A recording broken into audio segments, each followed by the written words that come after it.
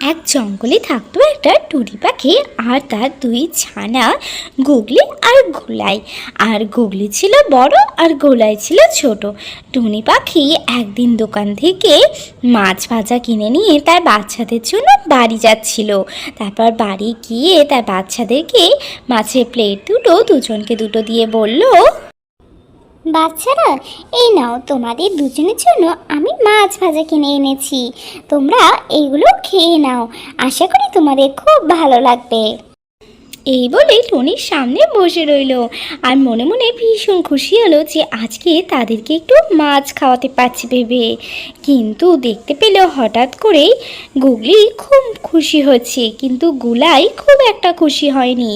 সে তখন গুলাইকে জিজ্ঞাসা করলো, কি হয়েছে গুলাইমা, তুমি এরকমভাবে খাচ্ছ না কেন? তোমার মনটা দেখে মনে হচ্ছে ভারী খারাপ। তোমার কি মাছটা পছন্দ হয়নি?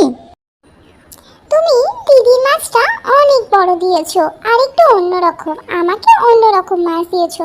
আমি ছোট বলে আমার সাথে তুমি এরকম করলে।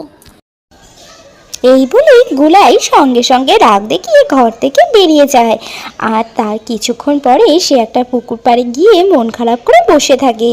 আর তখনই তার পিছন পিছন গুগলিও সেখানে চলে আসে সেই মাছ নিয়ে। কিরে গুলাই, তুই মন খারাপ করে চলে এসেছিস? এই দেখ, আমি তোর জন্য আমার প্লেটটাই নিয়ে এসেছি। এদিকে একবার ফিরে দেখ, মন খারাপ করিস না, আমি তোকে আমারটা দিয়ে দেবো। দিদির কথা শুনে আর সে মন খারাপ করে থাকতে পারে না। তারপরে সে পিছন ফিরে দিদির দিকে তাকায় আর তখন বলে, আমি কি তাই বলেছি নাকি আমি একা একা তোমার খাবারটা খাবো না? আমরা দুজন মিলে খাবো। আমার এখন রাগ ভেঙে গেছে, চলো আমরা একসাথে খাবার খেয়ে নিই।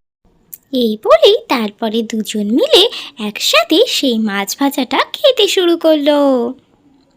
বন্ধুরা, আমার গল্প তোমাদের কেমন লাগছে তোমরা কিন্তু অবশ্যই জানিও।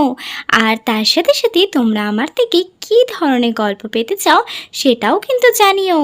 আজকের গল্প এতটুকুই, আবার পরে দেখা হবে, টাটা।